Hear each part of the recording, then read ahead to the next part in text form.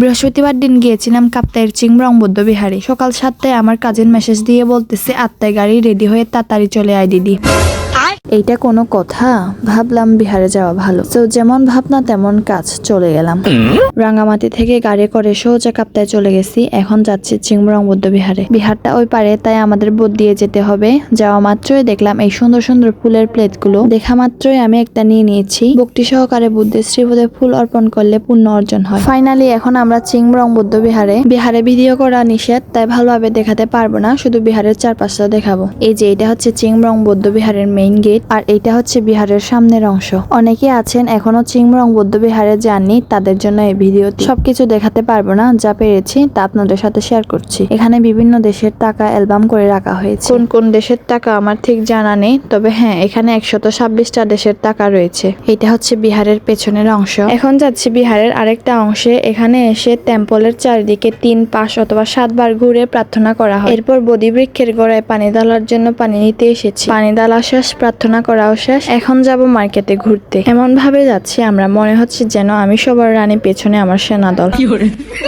যাই হোক, মার্কেটটা ঘুরতেছি এখন। এখানে মারমাদের ট্রেডিশনাল ড্রেস কম দামে পাওয়া যায় মেবি, কারণ সব দোকানগুলোতে শুধু থামি আর থামি। অনেক সুন্দর সুন্দর ফার্স্ট টাইম সানফ্লাওয়ার গুলো এইভাবে বিক্রি করতে দেখলাম। একটা সানফ্লাওয়ারের প্রাইস 50 টাকা। এই মার্কেটে মারমাদের সব ধরনের জিনিস পাবেন। ছাতা, চন্দন, থানাকা, পাখা, থামি, ওড়না সবকিছুই পাবেন এখানে। সাথে আমার ঢংও দেখতে পাবেন।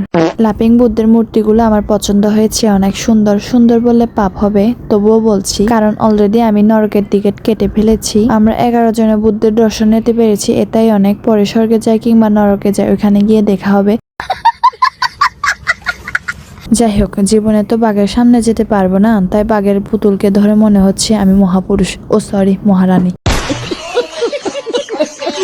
চিংড়ং বৌদ্ধবিহার থেকে চলে যাচ্ছি এখন। হালকা নাস্তা করতে গিয়ে এই টিস্যু জুড়িটার প্রেমে পড়ে গেছি।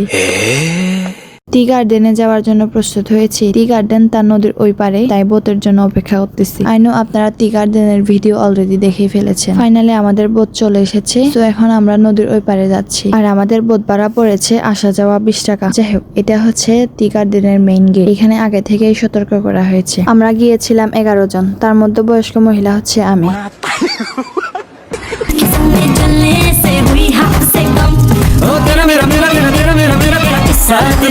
ওয়েট, এই রিলসটার ব্যাকগ্রাউন্ড সাউন্ড কি শুনতে চান? যাই হোক, অনেক এনজয় করেছি আমার কাজিন আর তার ফ্রেন্ড সার্কেলদের সাথে। আর সাথে সিনিয়র ভাইয়া তো রয়েছেই। বৃহস্পতিবার দিন রাঙামাটি ঘাগড়া এলাকায় গাড়ি অ্যাক্সিডেন্ট হয়েছে, তা আমরা পথে আসার সময় জানতে পেরেছি। যাই হোক, আজকের ভিডিও এই পর্যন্ত। দেখা হচ্ছে নেক্সট ভিডিওতে। Bye bye.